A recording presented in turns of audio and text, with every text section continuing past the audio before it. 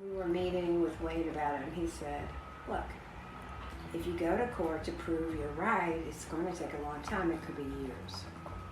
But there's an election coming up, and all we have to do is redo the petition and go right back out to the polls this time and do it poll by poll. All of which sounds easy, but it's really very hard. So that sounded like a good idea. We actually changed the petition at that point because it had been like for 615 period, like that was $1 higher. And so we changed it to always $1 higher than the federal minimum to peg it. So we got with the other unions too at that point. UTNA was very strong, and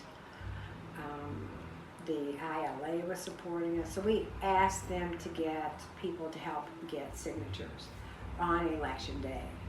But we also orchestrated, like, I can't remember how many, I had this forever, maybe 100 different I don't remember how many precincts we did, but we had 100 people out at precincts, many of them were local 100.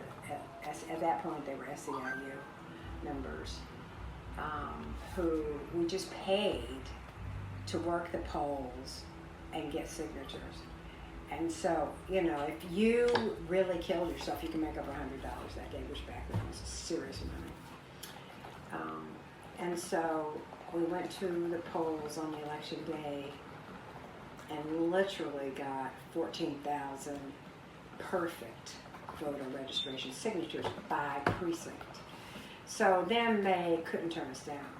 So then it was up to the city council. And at that time, we did have friends on the city council, significantly Marlon Guzman, who put his career on the line at that point. Anybody who was on our side put their career. Oliver Thomas, who talked to us at length about, the trouble. He was always good with a comeback to the business people who would take him to task, because he actually represented the CBD in District B.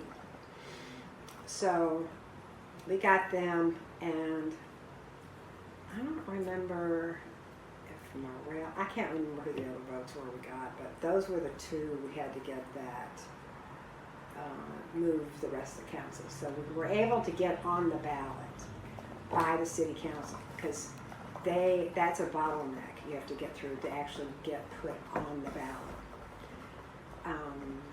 And we had been to court, and finally ended up in civil district court on an appeal, and we were appealing, and Judge Moon Landrew, this was his very last day on the court, so he ruled that we got to be on the ballot.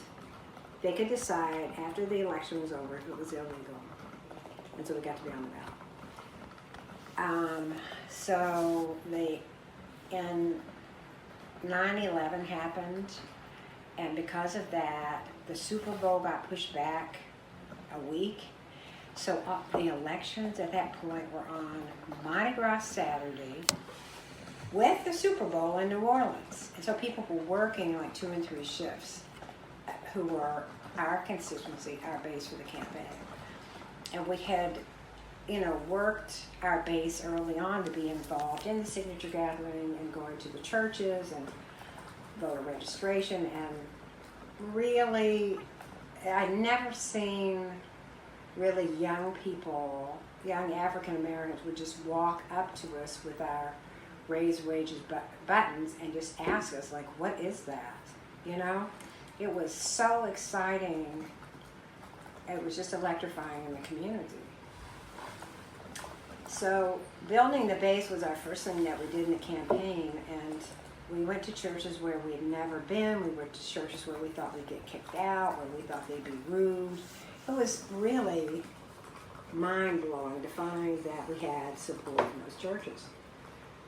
And so what we really wanted to do was neutralize everything that would look like it was going to be bad, and then convert as much as we could into them helping us get signatures or registering people to vote, and also supporting us. So we had a tremendous amount of support, and the leadership of that campaign, Beulah Labastri, went to tons of churches, but they knew her because she was active in the National Baptist Convention. She was a leader in that for a woman. I always kidded her and said, "You got as high as a woman could go," you know. And so she had so much respect from all of them, and so we were able to get in the door of a lot of the churches that really didn't get involved too much in straight up fights. Meanwhile, you know, the business community had free reign at the TV stations, on the news. We just turned on the news. We would never be invited to comment, but they would have, you know, business community leaders from the Chamber of Commerce and the Restaurant Association was particularly vicious, the Louisiana Restaurant Association. Just be up there telling lies about how businesses were going to close and all kinds of stuff. So they had the press. You know, the press was really against us. And we didn't have access to anyone to really tell our story, so we had to tell it ourselves. And that was, you know, the grassroots campaigning that, you know, was done in communities all over. And then, so we